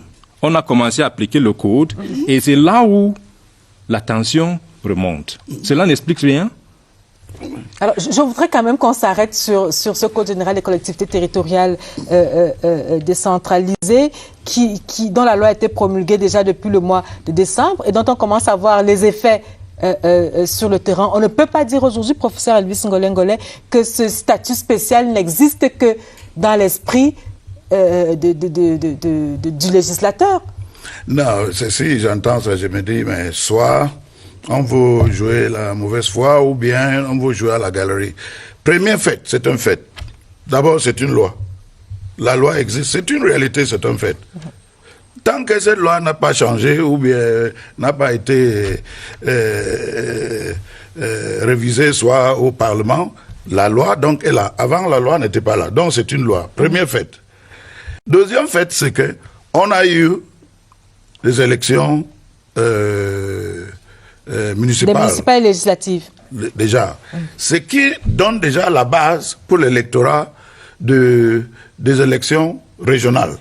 On ne va pas changer cet électorat. C'est la loi. C'est déjà un fait. Celui qui est d'accord ou aussi qui n'est pas d'accord, le fait que vous n'êtes pas d'accord ne veut pas dire que ça n'existe pas, puisque c'est un fait. On ne peut pas dire que parce que vous n'êtes pas d'accord avec quelque chose, ça n'existe pas. Non. Nous ne sommes pas... Le Cameroun n'est pas... Nous sommes comme toute autre société politique ou système politique. Il y a des faits. Et on peut voir ces faits-là. Et aujourd'hui, on peut dire qu'à travers la loi qui a été adoptée, qui existe sur la décentralisation, il y a les pouvoirs, il y a qui sont donnés, c'est-à-dire dans le cadre de ce statut spécial. Il veut me dire que d'ici, quand les régions seront déjà mises en place, il n'y aura pas les conseils régionaux bicamérales dans le nord-ouest ou dans le sud-ouest. Pourtant, dans les autres 8 régions, ce sont des conseils régionaux unicamérales. Ils disent que ce n'est pas un fait. Ils disent qu'ils ne voient pas ça. Pour vous expliquer, juste une petite chose. Oui, en quelques mots. Parce que on parle beaucoup de lois. On parle beaucoup de la loi. Mais dans l'application, qu'est-ce qu'on voit? Je vous donne un petit exemple.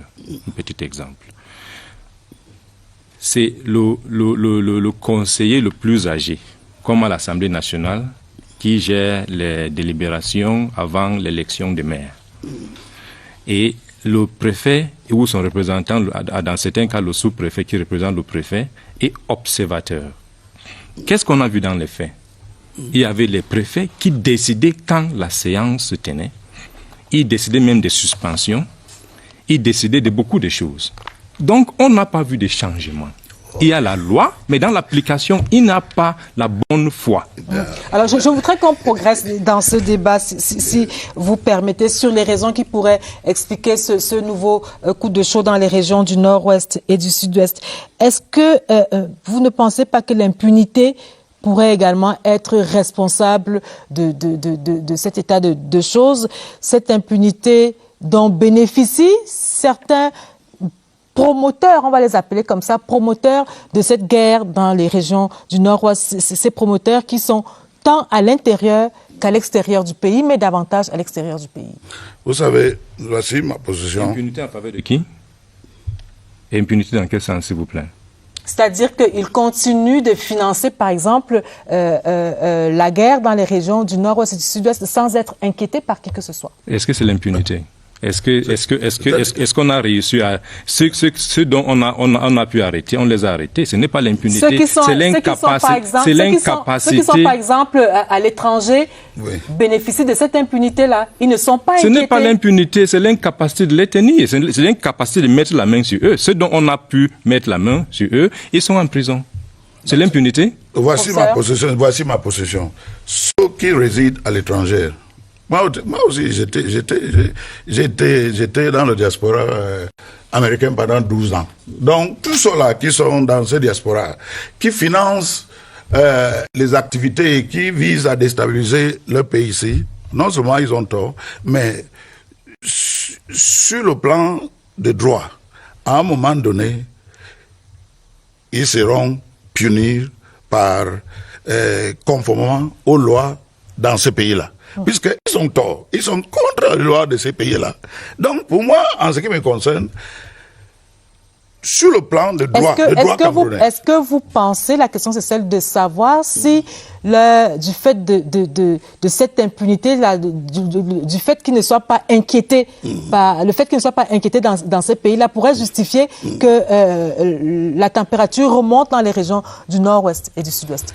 Une chose est claire, c'est que dans ces pays-là sont des systèmes politiques qui fonctionnent un peu différemment. C'est-à-dire que ceux qui sont aux États-Unis, en Allemagne, ou bien en Angleterre ou en Belgique, finalement, ces pays-là seront obligés de les punir conformément à leurs droits. Pour le moment, ils n'ont pas fait. Donc, ils se disent, ils sont protégés. Ils ne sont pas protégés. C'est des criminels. Et à un moment donné, ils seront traduits en justice dans ces pays-là, puisque c'est sûr que le jour qu'ils vont rentrer dans notre pays, nos lois sont là. Mais vous ne pouvez pas être dans un pays et vous continuez à déstabiliser un autre pays et vous croyez que vous êtes libre ou bien vous êtes protégé. Vous n'êtes pas protégé puisque vous êtes un criminel. C'est comme tout autre criminel. Hein? Donc je suis sûr qu'ils seront punis à un moment donné. Prof, let's bring this thing home. Okay. Prof, do you really think that this thing is happening just because of the financing from abroad? Isn't this a homegrown problem? It is a homegrown problem. So why are we laying the blame on the diaspora when there is a problem here at home? It's just like the previous debate.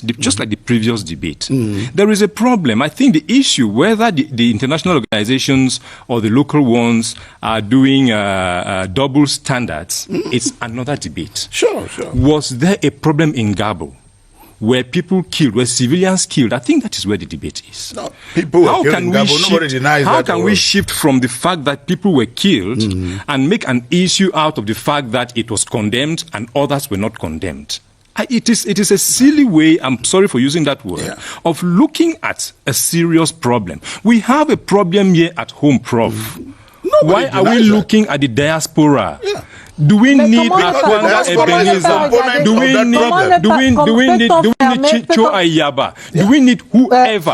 Don't I feel the problem sitting here? Do I need them to tell me to cry? I do too, just like you. Why do we shift the blame to the diaspora when those guys may never come back? Prof, let's be serious. Those guys may never come back to this country.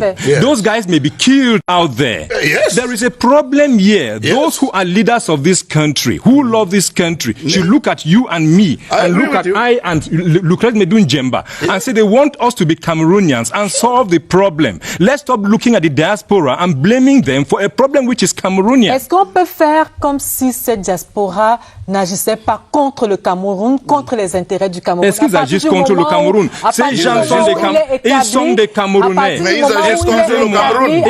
Ils sont des Camerounais. Ils sont des Camerounais. Ils agissent par rapport à un problème. Ils veulent une solution à un problème camerounais. Et que si le problème ne se règle pas en camerounais, il y a des alternatives. Et c'est là où vient la sécession. Et ces alternatives, par exemple, c'est de financer les terroristes. C'est ça l'alternative? Vous appelez quoi terroriste? C'est le terrorisme, monsieur. C'est le terrorisme alors. Mais c'est le terrorisme. Comment donc régler le problème? Comment régler le problème? Vous pensez que c'est plus important de dire c'est le terrorisme que de régler le problème? Vous voulez refuser que ce n'est pas le terrorisme? Call it whatever you want. Call it whatever you want.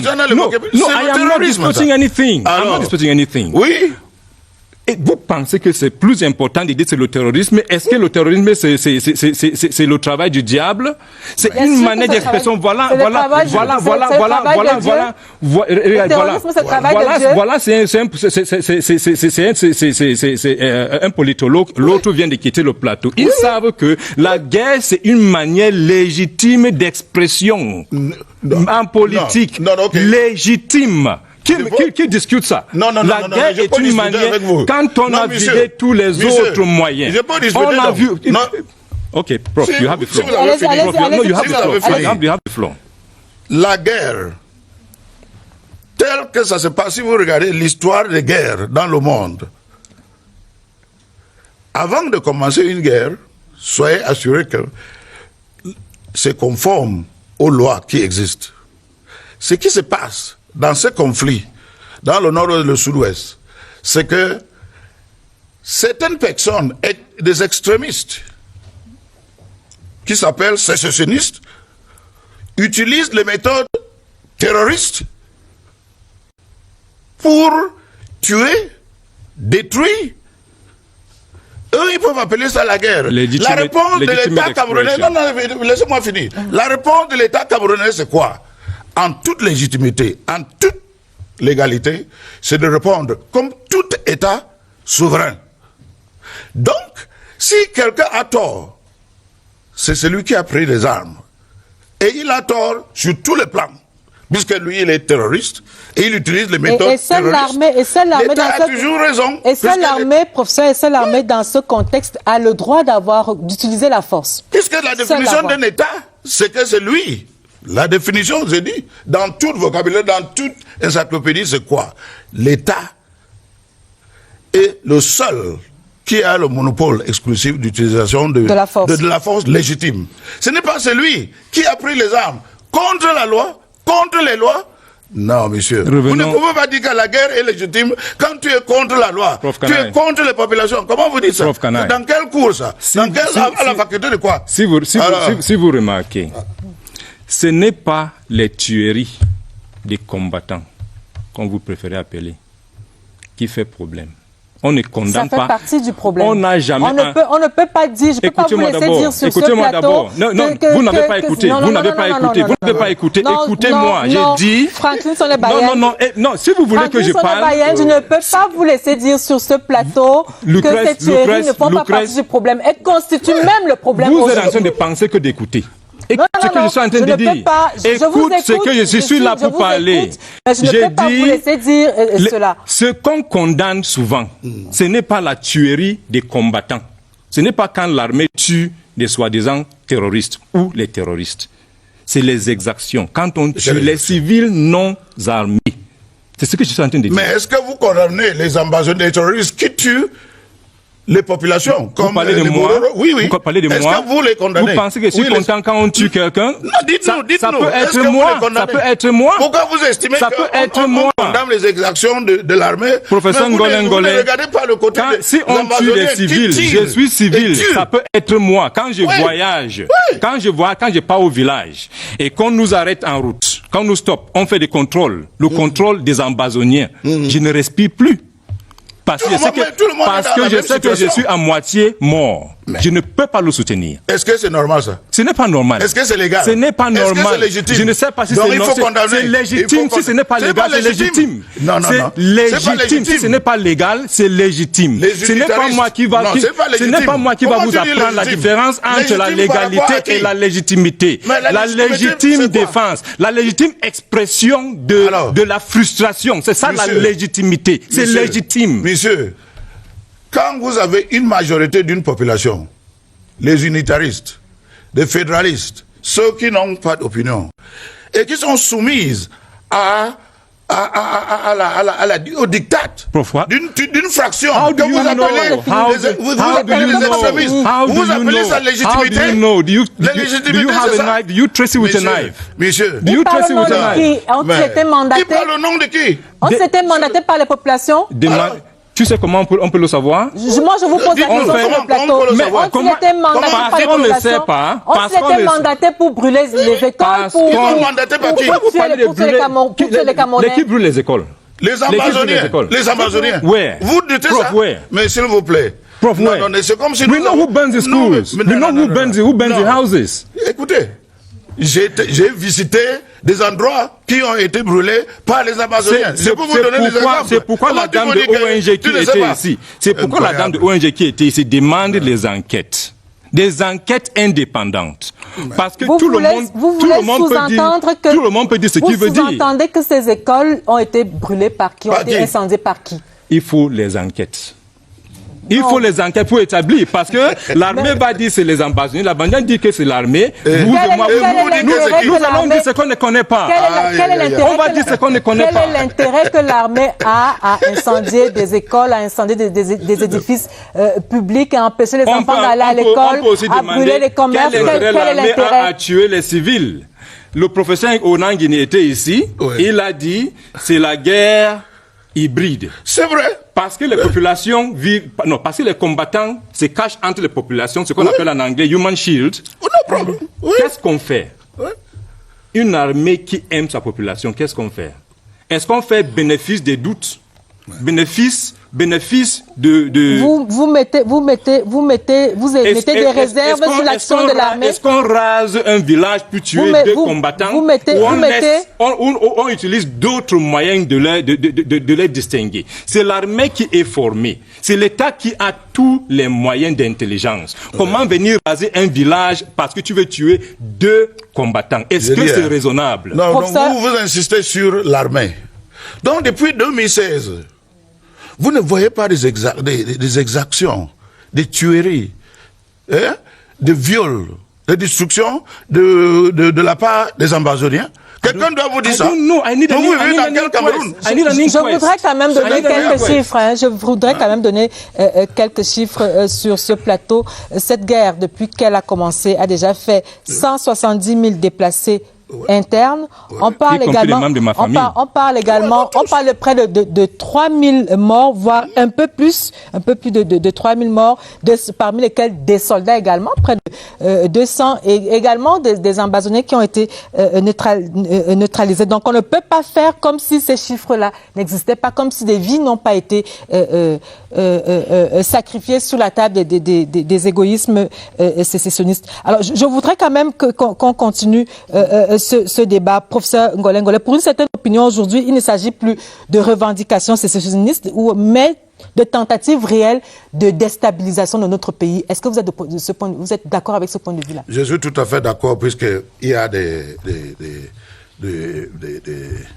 renseignements qui montrent que dans ce qui se passe, c'est clair que il y a un complot ou bien il y a des manœuvres de déstabilisation de nos institutions. D'abord, certaines ONG, je ne dis pas tous ONG, puisque je sais très bien en tant que politologue que dans toute démocratie, on a besoin de la société civile. La société civile est très importante et les ONG appartiennent à ce secteur de la société qu'on appelle la société civile. Mais c'est clair. Et quand on a parlé tout à l'heure là on a parlé en ce qui concerne les propos du ministre Atangadji, on oublie deux choses. que première chose, le ministre Tangandji, c'est lui qui est en charge de ce secteur, le secteur des ONG. Deuxième chose, c'est que le ministre Tangandji a des informations que les autres n'ont pas. Donc quand il est dans son rôle. Il a des informations que les autres n'ont pas. Et donc, à ce moment, tout est clair qu'il y a certaines organisations, certains individus qui sont payés ou bien manipulés pour déstabiliser notre pays. Et ces informations, c'est-à-dire que vous n'avez pas besoin d'être magicien pour comprendre ça. Hein? Puisque c'est clair, ces infos, on a ça.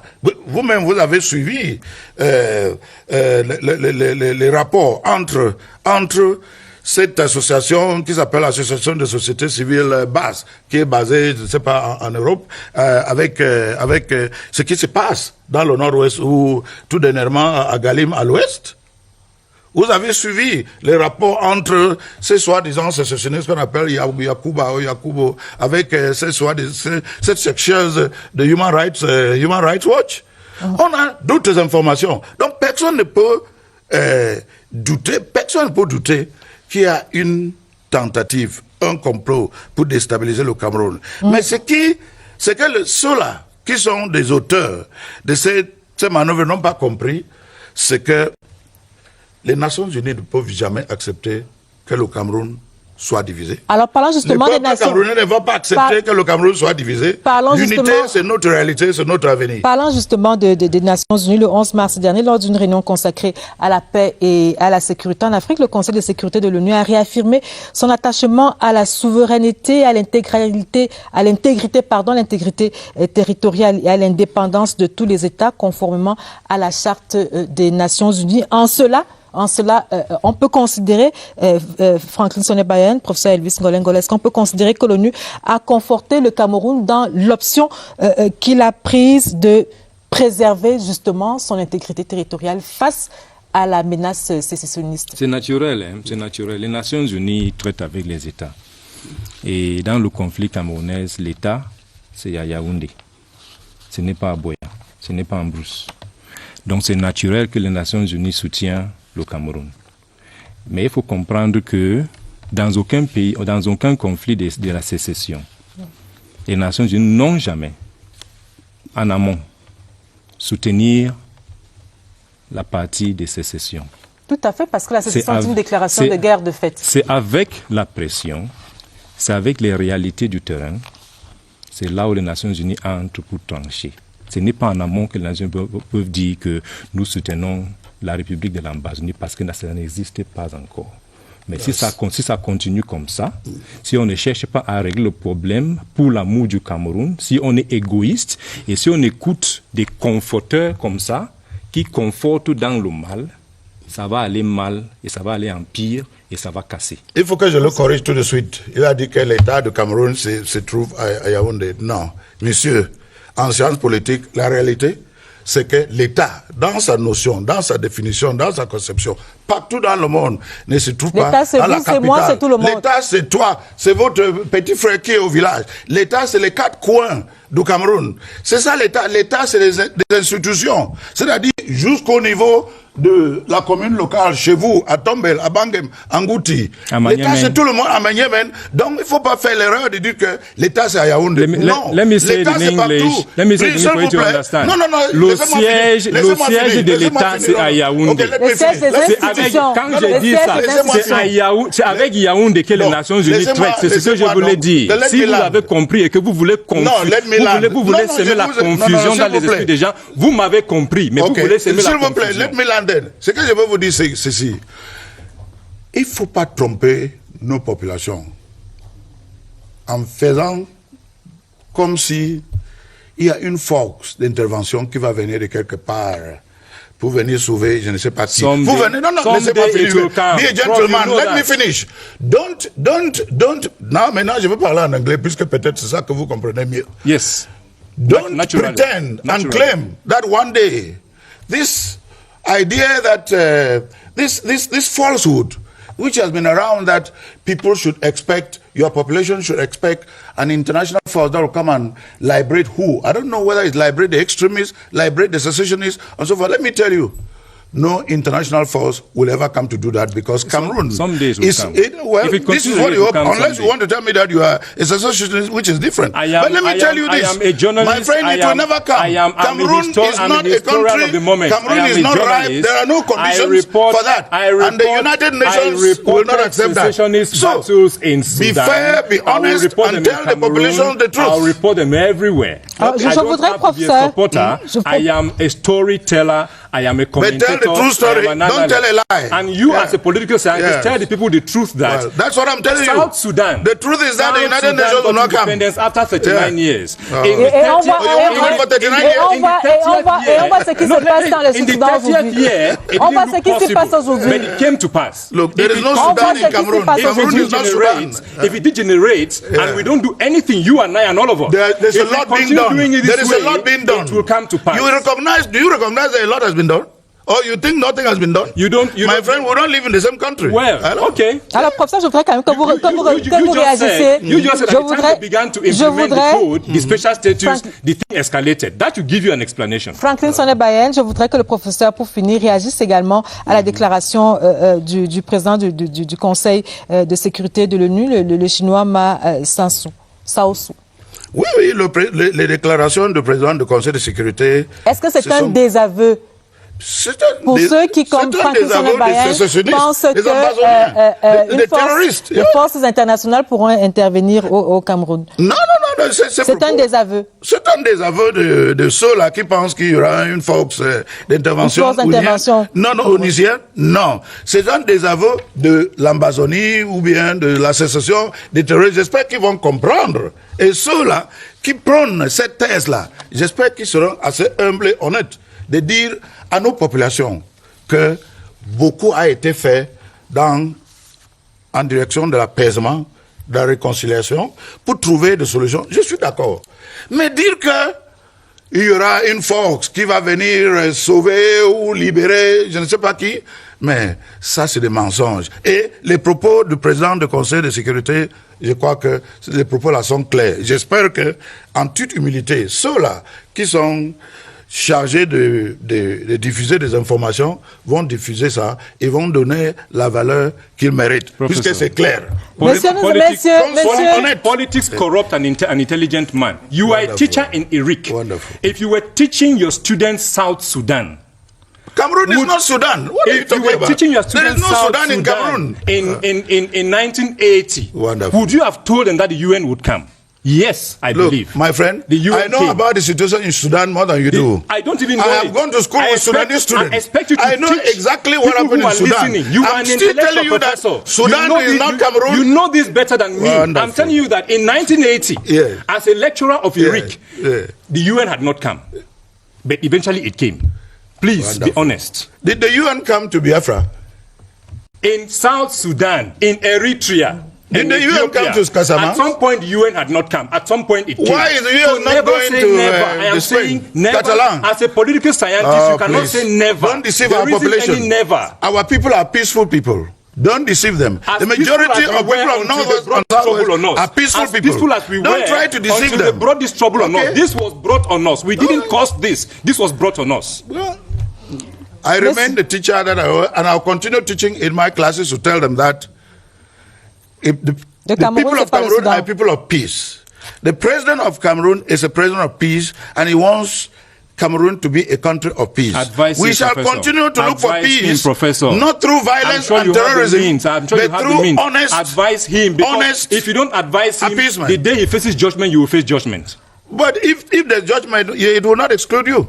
You will face judgment cannot exclude you because you're a Cameroonian. Is watching unless you want to be a refugee. Is watching you fooling. This is some judgment will not exclude you. They know your intellectual capacity. Yes. When you speak the way you speak, don't make as if judgment is for others and not for you. And if you mislead them and if you judges them, it will judge you. You should tell your people the truth. Messieurs, nous allons marquer un arrêt dans cette édition de Scène de presse pour parler de ces bons points enregistrés par l'armée camerounaise dans la protection des populations. population et notamment et précisément dans la libération des otages, comme on l'a vu cette semaine. Et Séverin Legambele nous le confirme dans ce zooming.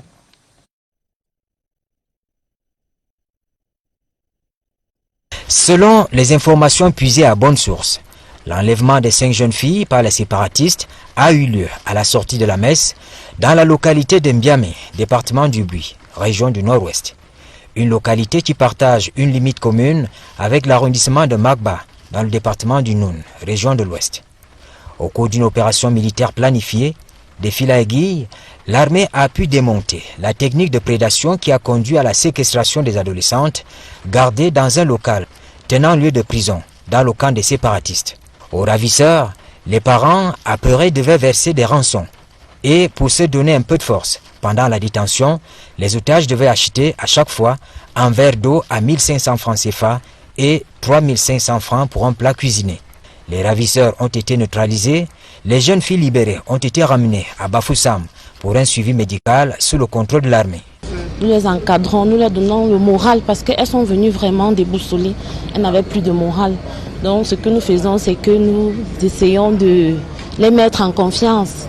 Oui, pour qu'elles ne soient pas attristées. C'est vrai que beaucoup de familles, elles ont mal puisqu'elles ont été frappées sévèrement. Donc déjà, nous avons fait une prise en charge du côté de l'hôpital. Au passage du ministre de l'administration territoriale à Bafoussam, le gouverneur de la région de l'Ouest a tenu à présenter cette prouesse de l'armée camerounaise. Les deux autorités ont salué le professionnalisme, toutes les actions civilo-militaires des forces de défense et de sécurité concourant à renforcer le lien armée-nation. On ne peut faire que remercier vraiment les forces de défense et de sécurité d'avoir libéré ces enfants. C'est dommage, mais je crois que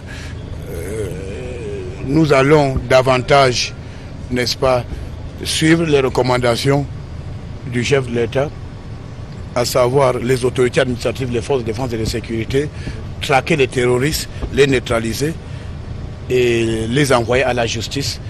Une fois l'accompagnement psychologique terminé, les 5 adolescentes pourront retrouver leur village, Mbiamé, dans le Bui. Merci. Merci Séverin Legambele. Sur le plateau avec moi, le professeur Marcelin Guélé Abada, qui est point focal des services du Premier ministre à la Commission nationale de promotion du bilinguisme et du multiculturalisme. Bonsoir professeur et bienvenue sur le plateau. Bonsoir madame. Alors, la Commission nationale de promotion du bilinguisme et du multiculturalisme s'apprête à mener bientôt une campagne de sensibilisation et d'appropriation de la loi du 24 décembre dernier sur les langues officielles. Alors, première question, professeur, en quoi est-ce que cette loi peut constituer un élément d'apaisement dans les régions du Nord-Ouest et du Sud-Ouest? Je vous remercie pour cette question. Dois-je vous rappeler que la langue peut diviser, elle peut être source de conflits et en arrière-fond, effectivement, les 2 langues officielles que nous utilisons peuvent susciter des conflits chez nous et peuvent aussi, la langue que je voulais dire, aussi constituer un ciment d'unité et d'intégration nationale. La question de cette loi n'est pas nouvelle. Vous savez que dans l'inscription conjointe depuis 1960, il y a eu la langue officielle était le français, la Constitution du 4 mars. Mais en 1961, nous avons eu les deux, le Cameroun réunifié, la Constitution a consacré les 2 langues officielles. En 72 également, cette inscription était maintenue. Mais c'est 96 qui est important parce que la loi constitutionnelle 96, dans son article 1er alinéa 3, dit que ces 2 langues sont d'égale valeur.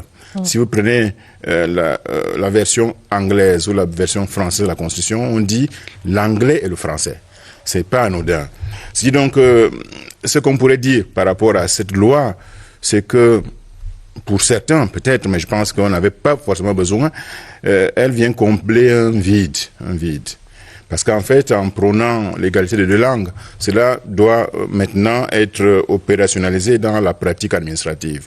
C'est une obligation de l'État de respecter le bilinguisme, mais également aussi un souci pour l'État de faire en sorte que les Camerounais et les Camerounaises dans leur entièreté puisse s'exprimer dans les deux langues officielles qui constituent notre credo, notre ciment, notre unité. On ne doit pas se sentir étranger. Et le sentiment qui est en arrière-fond du conflit que vous évoquiez tout à l'heure là, est peut-être que certains pensaient, à tort ou à raison, qu'une langue avait tout envahi et que l'autre langue était un peu en recul. Oui. Donc je pense que la loi du 24 décembre 2019 est une réponse, peut-être pas définitive, mais c'est un processus qui participe de la construction continue de l'État, comme vous le savez. Alors, au moment où vous allez descendre sur le terrain, la question qui, moi, me vient à l'idée, c'est celle de savoir qu'en est-il des articles 19 et 26 de cette loi du 24 décembre 2019. C'est ces articles qui tendaient à créer une sorte de discrimination entre les langues. L'article 19 sur les correspondances administratives, l'article 26 sur les décisions de justice. Qu'est-ce qui a été fait à ce niveau-là? Vous permettez que je puisse très humblement dire que nous sommes le point focal.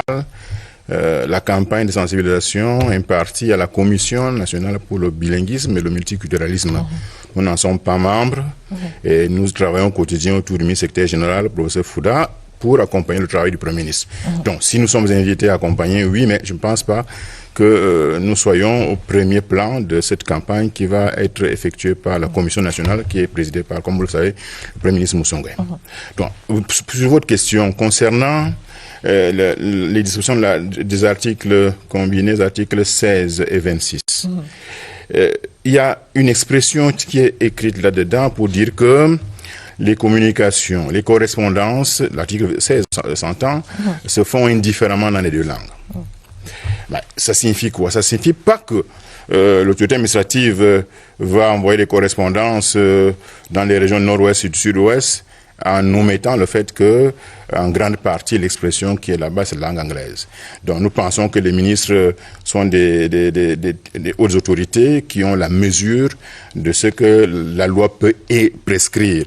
Donc, si c'est indifféremment, c'est qu'on peut envoyer en français et en anglais. Mais il revient donc au ministre, membre du gouvernement. Dans la pratique, dans les correspondances, de discriminer. C'est le rôle d'un ministre, membre du gouvernement. De la même manière, la loi dit l'information que vous envoyez à une administration publique doit être disponible dans les deux langues. Quand bien vous auriez effectuer une correspondance en français, vous devez la produire en anglais parce qu'effectivement, l'utilisation qui va en être faite doit permettre à l'usager de pouvoir comprendre quel est le message public qui émane soit de l'autorité centrale, soit des autorités concentrées ou décentralisées. Et pour ce qui est des décisions de justice?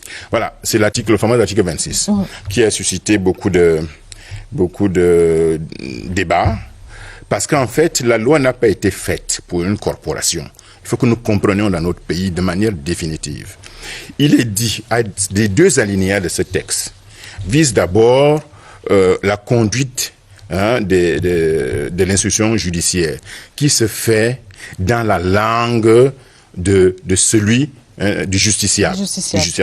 Parce qu'au fond, la justice est rendue au nom du peuple camerounais. Qui doit-on protéger dans un litige? On doit protéger les parties qui sont là. Donc le magistrat ou le conseil, c'est-à-dire les avocats, doivent se mettre au niveau de celui qui est susceptible d'être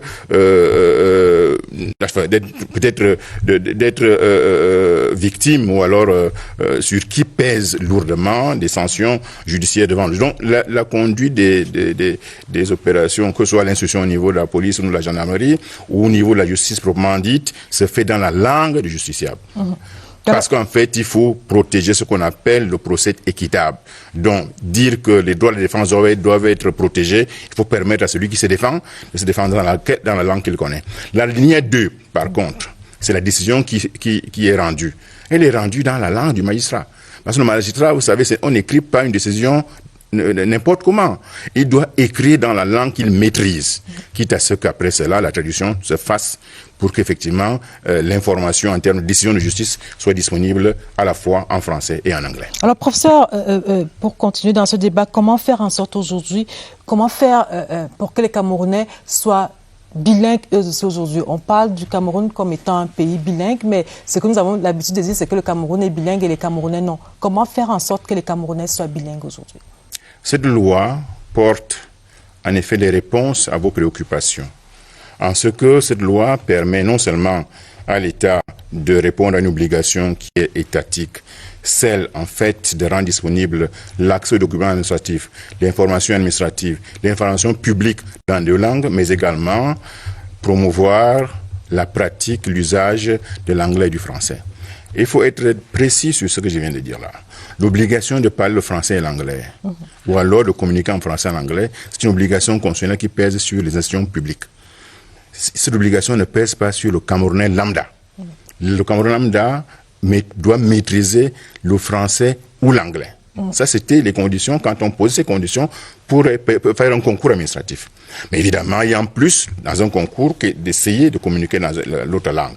Donc, c'est dit donc que la loi qui est là, qui a été rendue publique par le chef de l'État le 24 décembre dernier, avec les incitations qu'elle porte et avec d'autres actions que l'État va mener, va permettre à ce que d'abord les agents publics puissent se former dans l'autre langue. Les agents publics, c'est une obligation d'ailleurs, mais aussi les populations dans la communication quotidienne dans la société puissent aussi comprendre que le vivre ensemble aujourd'hui est une interpellation collective. Et la loi a prévu à la fois un ensemble de dispositions permettant de motiver et en termes de réduction. L'État a commencé ça depuis longtemps, je dois vous dire, parce qu'en fait, vous avez les centres pilotes qui existent. Je pense que ça, avec cette loi, nous allons avoir un dispositif institutionnel permettant de régler, me semble-t-il, ces problèmes. Il y a également un impact qui est attendu sur le système éducatif? En effet, il me semble que cette loi, dans ce que vous pourrez appeler texte d'application, va avoir une incidence sur le système éducatif. Vous savez que, comme je l'ai dit tout à l'heure, cette loi est d'ailleurs la première réponse aux recommandations du Grand Dialogue national. Mais cette loi va avoir un impact sérieux pour que le système éducatif, qui a consacré le maintien des deux sous-systèmes anglo-saxons et francophones, que que le dispositif qui est en vigueur aujourd'hui puisse être revu. Notamment la loi de 1998 sur l'éducation, de même que la loi d'orientation de l'enseignement supérieur 2001, mais également tous les textes qui concernent le système LMD, mais également les textes qui régissent les universités, pour que en cohérence, on puisse, depuis l'école maternelle, amener les enfants à être évalués dans les deux langues.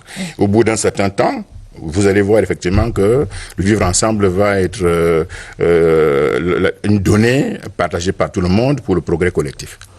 Monsieur, nous allons marquer notre arrêt dans cette édition de Scène de presse pour retrouver Daniel Menanga pour les unes du lundi. Bonsoir Daniel.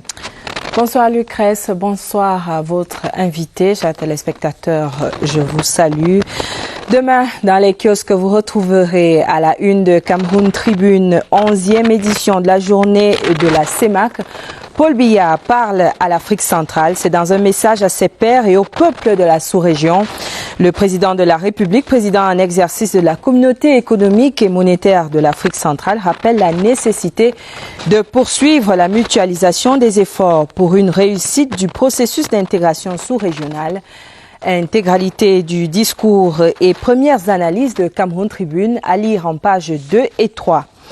L'économie report décrypte le marché de la téléphonie mobile 20 ans après, avec l'arrivée du 4e opérateur Camtel. Analyse à lire en pages 4 et 5.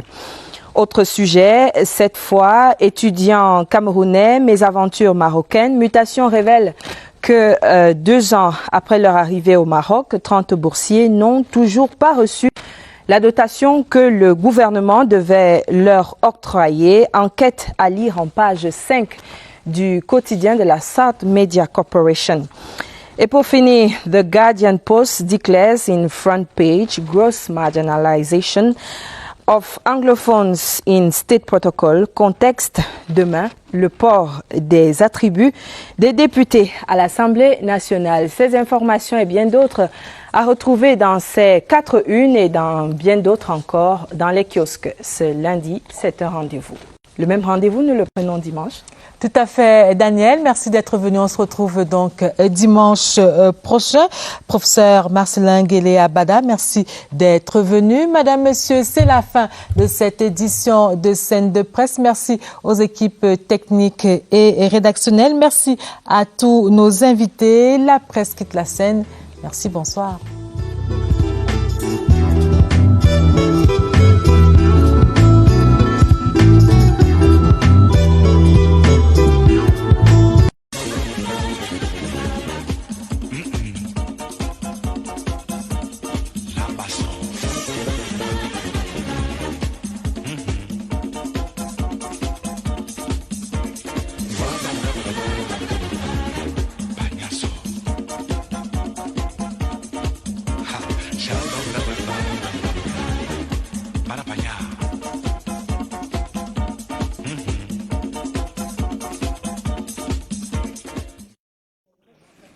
Hello, ladies and gentlemen. You are welcome to Cameroon Feeling on CRTV. I am your host, Simbella Patience Fominyan, and I'm smiling because there are some strong women in the house. You know, the International Women's Day passed, and people think it's over with the March past and is done with. No, it's all about the spirit of womanhood, and we continue celebrating that throughout the month of March. Well, on the program today, we're going to meet a woman who is a screenwriter. She's also a producer and